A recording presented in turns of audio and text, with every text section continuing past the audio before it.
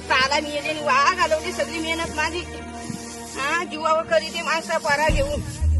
कोण आहे शेतकऱ्याला? आज माझ्या कोकणातील शेतकऱ्यावर मोठं संकट आलंय. हातातलं सोनं भाताचं पीक पावसाच्या पाण्यात बुडतंय. संपूर्ण वर्षभर मेहनत करून अंग झिजवून घाम गाळून जे पीक उगवलं तेच आता पावसानं हिरावून घेतलंय.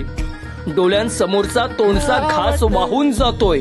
त्याच्या मनातलं दुःख शब्दात सांगणं कठीण आहे. सोन्यासारखा पिकलेला भात शेतात उभा होता, पण आभाळ काळ झालं.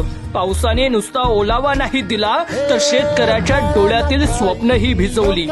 आईसारखी जमीन रडते आणि तिचं लेकरू शेतकरी हात जोडून आभाळाकडे पाहतोय.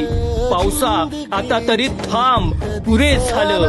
पावसा आता तरी थांब, पुरे झालं.